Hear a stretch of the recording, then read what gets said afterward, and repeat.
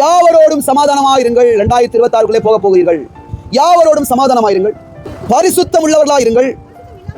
பரிசுத்தம் இல்லாமல் ஒருவனும் தேவனை தரிசிக்க முடியுமா? வாய்ப்பு இருக்கா? பரிசுத்தம் இல்லாமல் தேவனை தரிசிக்கவே முடியாது. தேவனோடு போகவே முடியாது. அப்போ என்ன வேணும்? பரிசுத்தம். கண்டிப்பா பரிசுத்தம். நான் இன்னும் இன்ட்ரடக்ஷன்ல தான் நிக்கிறேன், பிரசங்கத்துக்கே போல. இந்த பரிசுத்தம் என்னன்னு தெரிஞ்சுக்கணும்னு சொல்ல இவ்வளவு நேரம் ஆயிப்போச்சு. பரிசுத்த வாழ்க்கையில முக்கியம். அது இல்லைன்னா கிறிஸ்தவ வாழ்க்கையே இல்லை. அது இல்லைன்னா நீ பைபிள் தூக்கிய பிரயோஜனம் இல்லை, நீ ஜெபம் பண்ணி பிரயோஜனம் இல்லை. பரிசுத்தம் இருக்கா? பரிசுத்தமான வாழ்க்கை இருக்கா? நீ தேவனுக்கு எவ்வளவு பண்ண? உன் பலிகளின் திரள் எனக்கு என்னத்துக்கு நான் கேட்டேன். கைகளை சுத்திகரிங்கள், இருதயத்தை சுத்திகரிங்கள், இருதயத்தை சுத்தம் பண்ணிக்கொள்ளுங்கள். அதுதான் எனக்கு வேணும். நீ எதை எவ்வளவு கொடுத்தாலும் தேவனை திருப்திப்படுத்த முடியும். பரிசுத்த வாழ்க்கை வாழ்ந்து பாரு, அது போதுங்க. அதனாலதான் சொல்றாரு ஆண்டி முதல் அரசன் வரை ஏழையா இருக்கலாம், கஞ்சி குடிக்கலாம், பரிசுத்த வாழ்க்கை இருக்கணும்.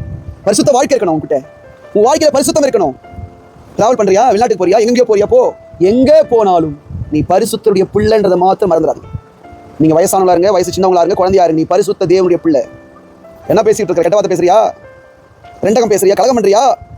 பொய் பேசுறியா? எத்தனை பேர் பொய். நீ பரிசுத்த தேவனுடைய பிள்ளை. தயவு செய்து உன்னை அசுத்திப்படுத்திக்காதே. நீ அசூசிப்படுவாயானால் உன் தேவன் உன்னை விட்டு போய்விடுவார். உன் பாளையத்தில் இருக்க மாட்டா. தப்பிய பிள்ளையே, நீ தேவனை தரிசிக்க வேண்டியவன். நீ இருதயத்தை சுத்தம் பண்ணிக்கொள்.